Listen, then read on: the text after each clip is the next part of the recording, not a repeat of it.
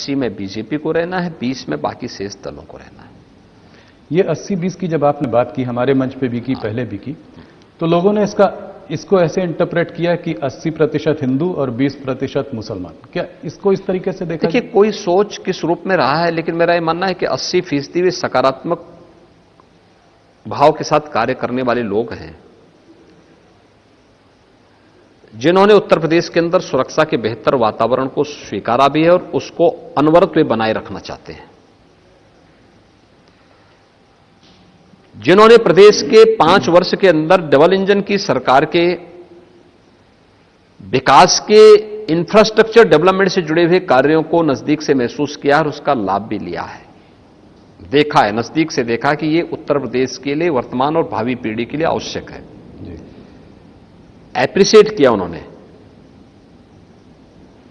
वे लोग हैं जिन्होंने गरीब कल्याणकारी योजनाओं को हाथों हाथ लेकर के उसकी सराहना की है और उसको आगे भी अनवरत जारी रखना चाहते हैं। गरीब को अन्न योजना का लाभ मिले, गरीब को आवास की सुविधा का लाभ मिले, हर एक व्यक्ति को बिना भेदभाव की सुरक्षा और बिना भेदभाव की बिजली मिले, आवागमन आसान हो, हाईवे, रेलवे, एयरपोर्ट, ग्रामीण सड़कें, ये सभी बेहतर हो। गांव में ऑप्टिकल फाइबर के माध्यम से हम तकनीक के माध्यम से लोगों के जीवन को और सरल करें, आसान बनाएं।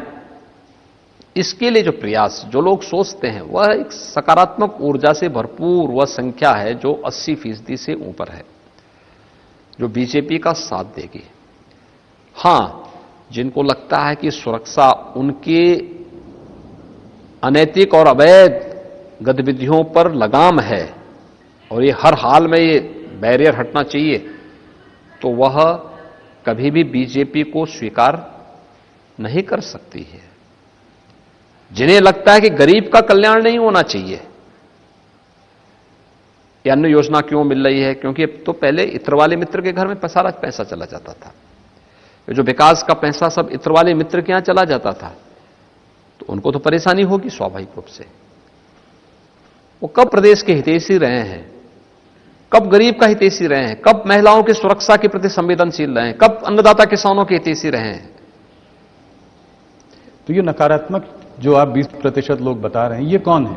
क्या ये कोई मजहब विशेष है? मैंने कहा ना, ये वही लोग हैं जो सुरक्षा के लिए खतरा थे जी, जिनको विकास अच्छा नहीं लगता था, जिनको प्रदेश की बेटियों की सुरक्षा अच्छी नहीं लगती थी, जिनको दंगा पसंद था, अराजकता पसंद थी, गुंडा टैक्स पसंद था, गरीब कल्याणकारी योजनाएं पसंद नहीं थी, चेहरा देखकर के योजनाओं को बांटना और बंदर बांट करना, जिन्होंने ऐसा काम किया, ये 20% ये वही लोग हैं और इसलिए ये लोग हमेशा विरोध किए हैं, विरोध करेंगे। तो पश्चिमी उत्तर प्रदेश में इस ये 80% और 20% को आप कैसे देखते हैं?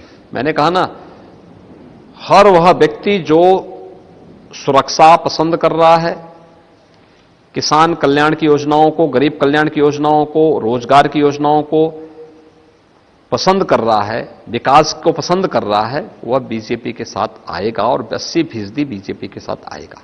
कैराना और मुजफ्फरनगर में आपने कहा है कि जिन लोगों को बहुत गर्मी चढ़ी है उनकी आप गर्मी उतार देंगे, यहां तक कि मई जून में आप वहां शिमला बना देंगे। ये आपने एक बार नहीं कई बार कहा है। कल आप मुजफ्फरनगर जा भी रहे हैं, तो इसमें बुरी बात क्या है? तो कल आप जा भी रहे हैं। मुझे एक बात बताइए, क्या किराना के व्यापारियों को सुरक्षा पाने का अधिकार नहीं है? क्या पश्चिमी उत्तर प्रदेश की बेटियों को और वहां की बहनों को सुरक्षा पाने का अधिकार नहीं है? पूरा अधिकार है और किसी भी चुनी गई सरकार का यह नैतिक दायित्व बनता है कि बिना भेदभाव की सुरक्षा दें। और मैं इसको बीजेपी सरकार की उपलब्धि मानता हूं कि सुरक्षा का जो वातावरण भारतीय जनता पार्टी की डबल इंजन की सरकार ने दिया है, इस सरकार के इस कार्य को माताओं ने, बहनों ने, बेटियों ने हाथों हाथ लिया है, इसको स्वीकार किया है, हाथों हाथ लिया है। लेकिन जो लोग पहले पलायन के लिए जिम्मेदार थे, दंगों के लिए जिम्मेदार थे, उपद्रव के लिए जिम्मेदार थे, आपराधिक दुनिया के शहंशाह अपने को मानते थे। वे पेशेवर हिस्ट्री सीटर 4.5 साल दुबके हुए थे अपने बिलों में। लेकिन जैसे ही भारत निर्वाचन आयोग ने इलेक्शन की नोटिफिकेशन जारी की और एक पार्टी विशेष ने उनको जब अपना प्रत्याशी बनाया, तो उसके बाद से फिर वे धमकाने लग गए वहां मतदाताओं को, व्यापारियों को, गरीबों को, किसानों को। बेटियों की सुरक्षा के लिए फिर थ्रेट आने लग गए। तो प्रदेश के एक जिम्मेदार व्यक्ति के नाते मेरा दायित्व तो बनता था कि मैं उनके थ्रेट का जवाब कायदे से दे दूं कि जो गर्मी है ना, ये 10 मार्च के बाद फिर शांत हो जाएगी और हम भी देखेंगे 10 मार्च के बाद क्या होगा। तो आप ये कह रहे हैं कि मुजफ्फरनगर कल आप जा भी रहे हैं, वहां पे दंगे वहां से शुरू हुए थे।